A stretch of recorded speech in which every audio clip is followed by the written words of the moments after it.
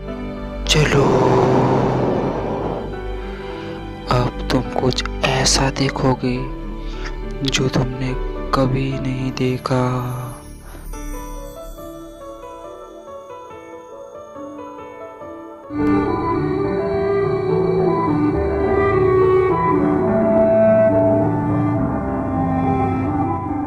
काल के दूत पति एक जगह पर हैं, लेकिन जो प्राणी सद्भक्ति करता होगा, काल के दूत उससे कोसों दूर हैं। काल के दूत पूरी पृथ्वी पर 21 ब्रह्मांड में इस काल के चारों तरफ भरमा रहे हैं और मनुष्य को सद्भक्ति से दूर कर रहे हैं।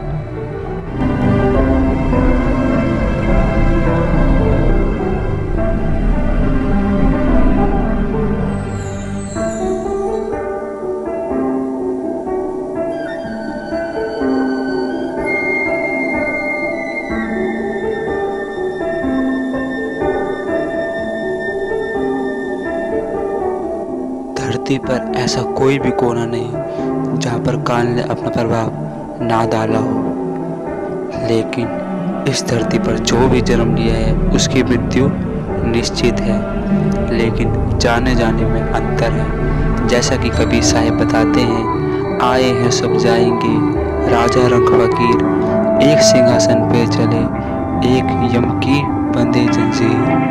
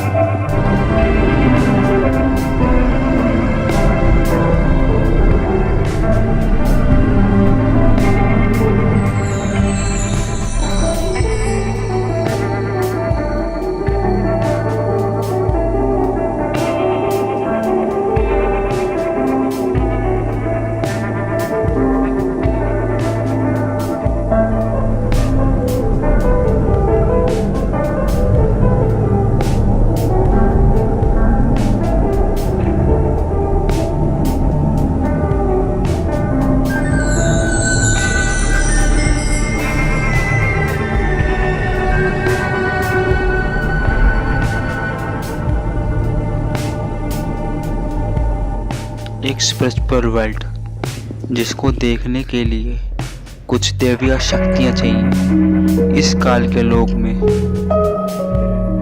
घमासान युद्ध हमेशा चलता ही रहता है, चाहे वो देवताओं और असुरों के बीच हो या खुद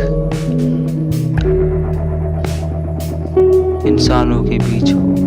यह घमासान युद्ध इस 21 ब्रह्मांड में चलता रहेगा और इसको रोकने के लिए, इसको ख़त्म करने के लिए आपको उच्च स्थान पर जाना पड़ेगा, जहाँ पर ना लड़ाई है, ना ही कोई देश है, ना ही कोई युद्ध होता है, ना ही वहाँ पे कोई मृत्यु है।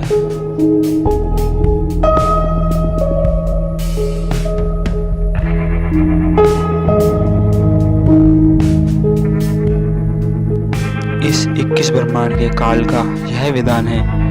गीता में स्वयं ये कह रहा है कि हे अर्जुन, अगर तू युद्ध करता है और युद्ध में मारा जाता है तो स्वर्ग को प्राप्त होगा, और अगर तू युद्ध में नहीं मारा जाता है, युद्ध जीतता है, तो तू राज भोगेगा, तेरे दोनों हाथों में लड्डू।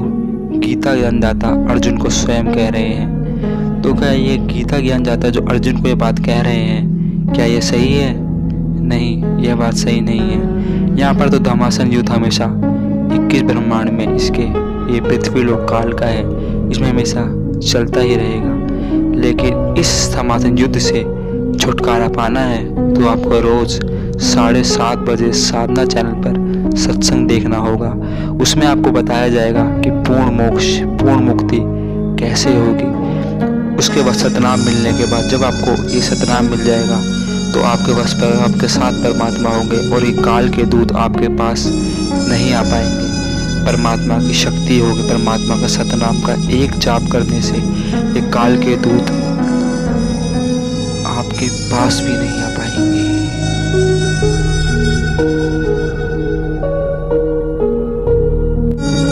दोस्तों, जैसा इस धरती पे लड़ाई हर किसी से राग द्वेष है, वैसे ही ऊपर के लोकों में भी हमेशा लड़ाइयाँ होती रहती है। इस सच्चाई का आपका प्रमाण हर पुराणों में भी मिल जाएगा कि कैसे घमासान युद्ध इन देवताओं के बीच और राक्षसों के बीच चलता ही रहता है।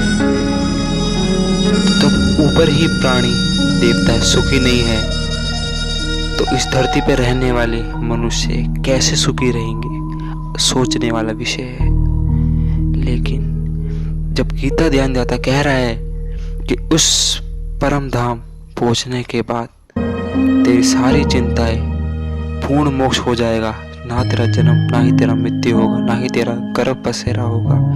गर्भ बसेरा मतलब ना ही तू इस धरती पे फिर जन्म लेगा।